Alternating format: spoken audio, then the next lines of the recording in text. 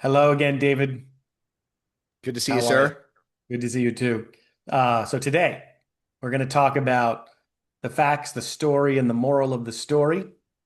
Uh, so this is going to be a little bit of a review and also a bit of an extension for what we've already talked about during the group call.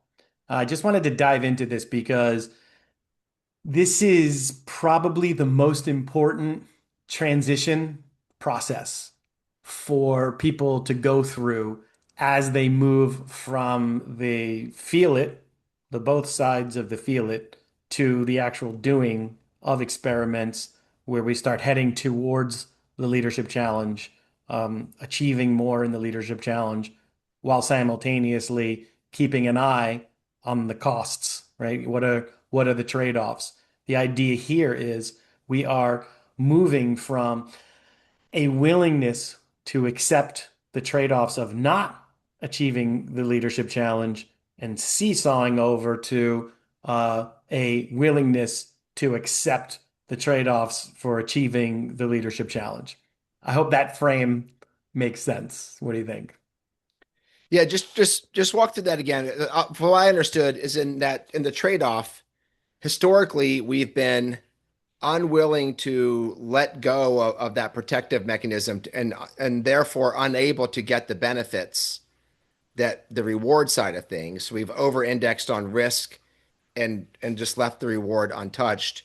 And now we're leaning forward through that threshold, which requires us to be willing to experience potentially some of that risk becoming to fruition or not, we'll see, and to start to make gains towards experiencing that reward that we feel is there waiting for us. Yeah.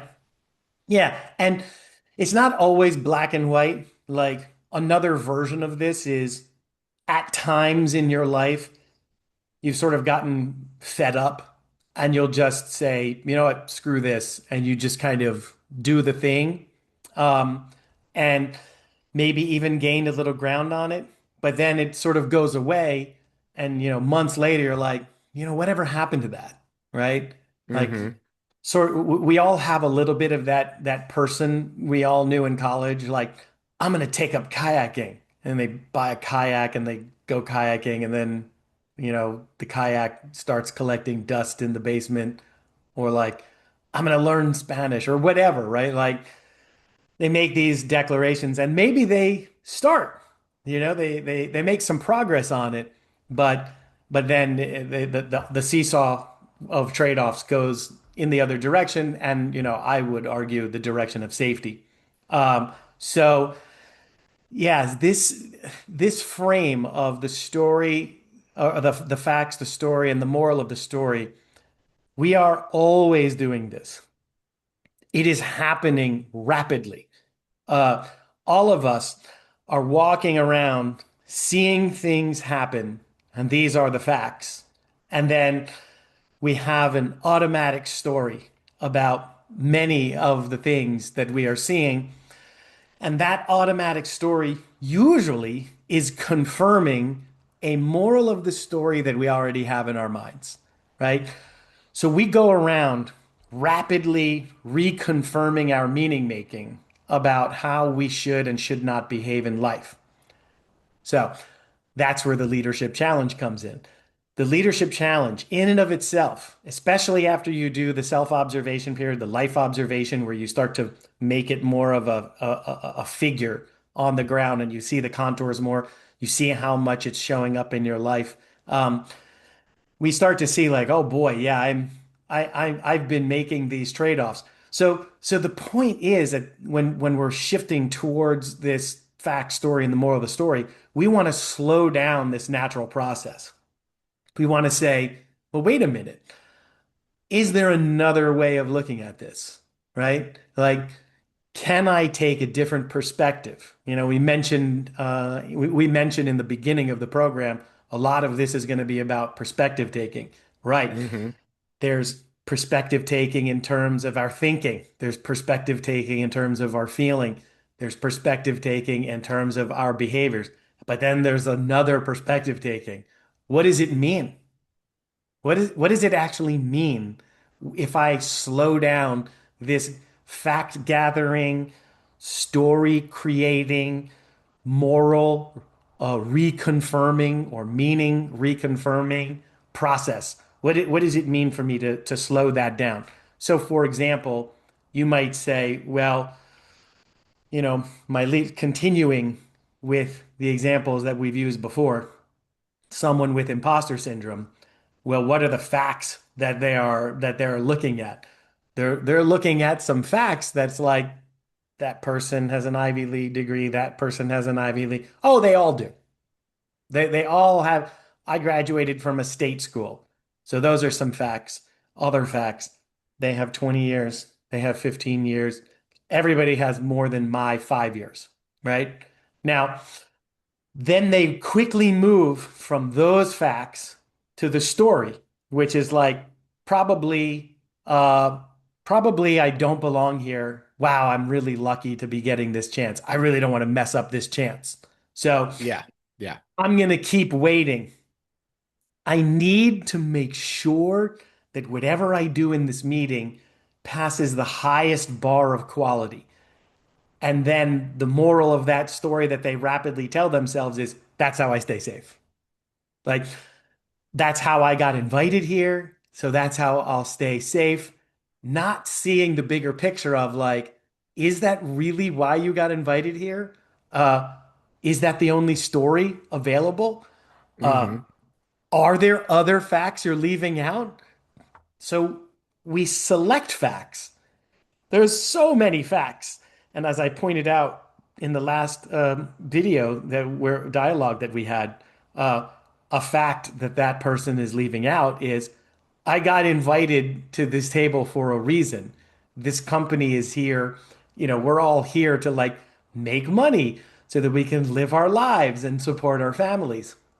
So they're leaving that fact out because it confirms the story and that keeps them safe, right? Right. So this Right. is Chris Argyris's genius. His ladder of inference shows, there's this image, and at the very beginning is the fact selection process. So here in the success story program, at this point, we want to really slow down all three steps. Slow down the fact selection, slow down the stories we generate from those facts, and then slow down the meaning that we get from that particular story so that we can leave space open for alternative interpretations. Yeah. And see what I really liked about the way you shared that story is the person was sitting there and they already were running their their script, their leadership challenge, that fear-based protective mechanism, which then predetermines which facts are going to confirm the fear. So they're nervous, they're anxious, and like, and they start wondering, why am I anxious? Why am I nervous? Right. Oh, and then and the thing is, we don't see our challenge when it has us, and Yeah. so it's like, oh well, they're all Ivy Leagues. I'm not. They're this, and we go right up that ladder to where like I'm just going to sit here and not say anything, and that way I won't reveal myself as an imposter. They won't know I'm an imposter if I don't give them evidence. Um, Exactly. Exactly. Exactly. so that's what a big part of this challenge is that instead of it having us, we're able to start to see it and then feel that tension. To your point, uncomfortable is what our leadership challenge is trying to prevent us from feeling uncomfortable. Yeah. And paradoxically, that uncomfort that it experiences is what perpetuates it. So we're holding that tension. We're sort of sitting with that discomfort, and we're, to your point, trying to remain more curious and more aware of what else might be true. What Yeah. other facts are present? What other stories may be true? And what are the morals of those other stories, and how can we do a little bit of both and instead of sort of constricting down into Yeah. that fear-based narrative Yeah. generation that can happen when we're gripped by our challenge. Absolutely. So we have something, we all have one big advantage when starting in on this process, which is we've been here before. We've all been here before where we have second thoughts about something important in our life. and we step back and we slow down and we remain curious and we say, well, wait a minute, you know, so an example I like to use is it's a person, it's like from our personal lives. Many people go through this in college or college age where, you know, maybe you've dated a few people at this point. Yeah, and maybe you have like a negative opinion about women or about men. It's like, women are blank or men are blank. And most people, especially if they take the time to think about this, realize, well, wait a minute. I, I'm the only constant in that equation. You know, like, oh, I met this person in class and I met this person through this other friend. Like, these people aren't coming from like the same place. You know, they're different people from different places, but I'm having like a singular negative response to them. So I'm selecting some facts and it's giving me a story. That story is a well-known story and it's confirming a meaning for me. Like the moral of the story is like, oh, men are X or women are blank or whatever. Um, and and so since we've all had, and even you could go back to childhood and find, you can talk to kids about, what is like a primal second thought that a kid could have about something. A lot of times it's about like when we learned to accept that our family members were important. And so like, okay, maybe I shouldn't just do whatever I want to do, or maybe I should think about my brother, sister, mom, dad before I do something. And that's like one of the biggest things that parents are trying to get their preteens to think about is like before you behave, consider the feelings of your siblings, your parents, etc. Um, and so even then, in our 12-year-old, 13-year-old version, we've done this, an example of this. So for your leadership challenge, we've already gotten to this point where the self-observation, the life observation process has has given you some practice in feeling both sides of the trade-off, seeing the seesaw effect of like the decision making. And here we're taking that a step further and we're looking at a recent event. Like when's the last time you had second thoughts about something recent?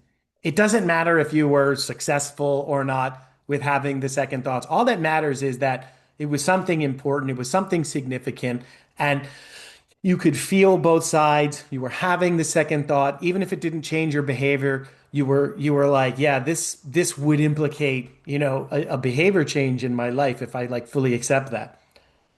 It's a platform we're trying to build here for future experiments. First, we're going to do thought. After this, we're going to do thought experiments along these lines, the facts, the story, and the moral of the story. Then we're going to do some prototype experiments, some easy ones. And then we're going to do some moderate level experiments. And then by the end of the program, we're going to be using this same framework throughout for people to run some very mature business maturity changing, experiments on the leadership challenge. So that's what makes this the most important transition. And that's what makes this practicing with this process so important.